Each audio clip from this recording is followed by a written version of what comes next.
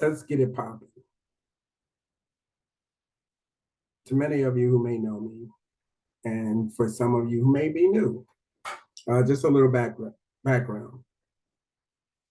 I broke my neck when I was 16 playing high school football, but that was back in 1976.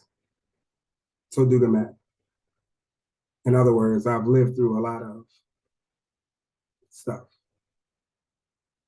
I've been hearing these comments, or not comments, been involved in conversations in reference to my peoples. And coming from, a background in reference to family, and family is very important. I'm reminded of a story in the Bible where Jesus is confronted by individuals who are telling him that, yo, your mom, your dad, your peoples, they looking for you. And he made a statement that actually made me think about some things, and hopefully will make you think about some things. Like, who really are your people? Because sometimes we're involved with peoples, and I don't mean your family, I mean friends you may have grown up with, fellows or sisters you may have got tattoos with their names on your shoulders, on your backs, and in other private areas that you started out with that you're not riding with right now. Life is about a journey, some ups and some downs. It's like, I love a roller coaster. And I usually ask people, what do you like about a roller coaster? And it's not about the ups.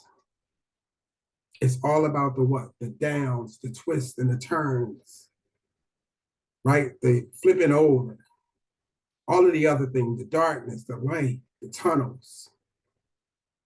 And then when you get off, most of the individuals who enjoy roller coasters, what's the first thing that you say? Let's get back on. Question, why don't we look at life that way? That when we go through these difficulties in life, and we shall have them, that we not ride it out to the point that we embrace the next journey, which is stop looking for people to participate in your journey. Because life is all about, wow, separation and coming together. Have you realized that in your journey that you've separated from so many people, but you connected with so many other people? And it may not be that the people that you separated from may not come back into your life, but you have to give it time. Like the prodigal son. Can you imagine? Arrogant, entitled, wanting what he wanted when he wanted it.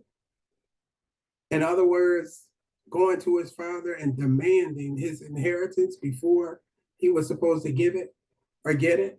Which brings me to another thought. Is your inheritance when you die?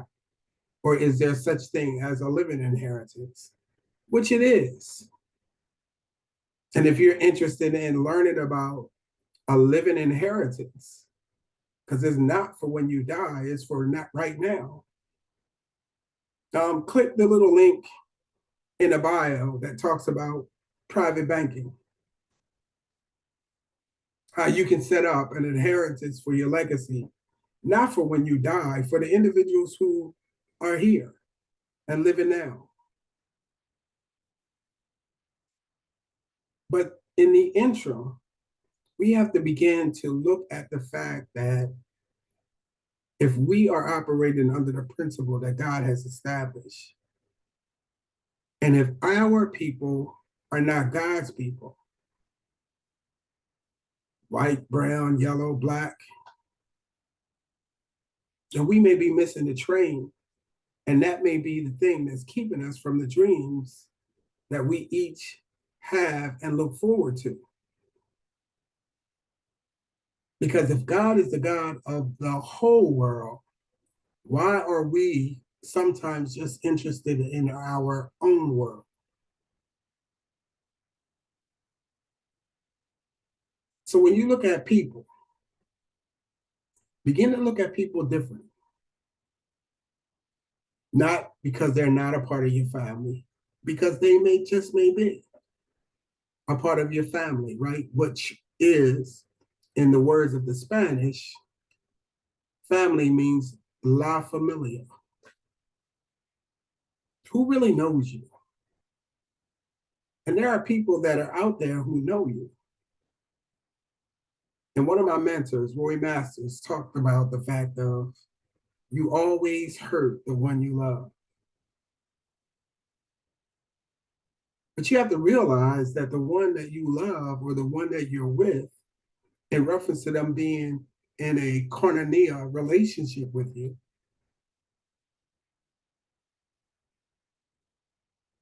may not be there for as long as you think they should be there.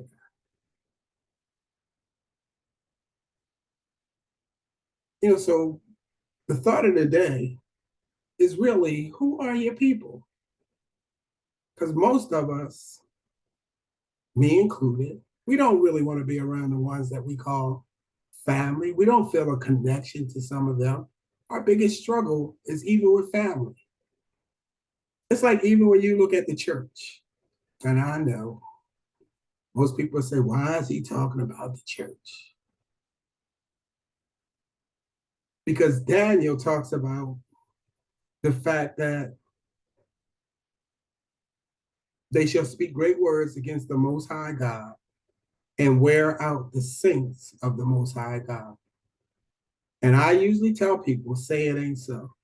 Because the ones who wear you out the most are the ones who love you, or they're supposed to be there to connect with. And the word saint sometimes means say it ain't so. Why is it sometimes that the persons or the people that are there to supposedly help you are the ones that hurt you the most?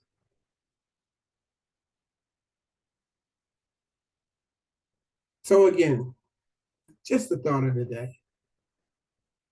As you move things along your own way, start to detach from what you know you need to detach to attach yourself to what you need to attach yourself to.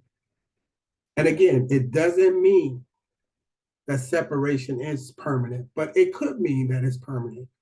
And if it is, that's just the way it is. But don't settle to settle because you want to call somebody or somebody has defined someone as your people. Because if there is no permanent connection,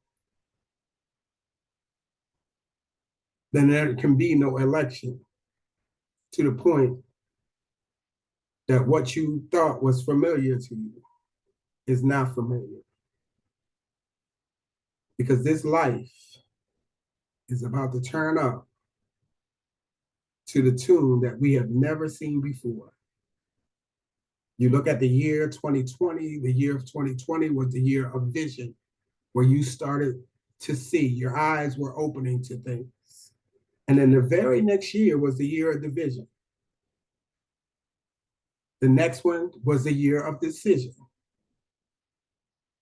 where we're at now. And the next one is the year of call outs, where you're going to see all types of things begin to happen. If you have an ear to hear and you have your eyes open to see. Too often people think that the person who causes them the most pain is the one that they need to just continue to ride with. But that's why we have the movie called The Walking Dead. Why would a television show be on called The Walking Dead? Because there are people that you know who are truly dead who consider taking from the living will ever give them life. It's called entitlement.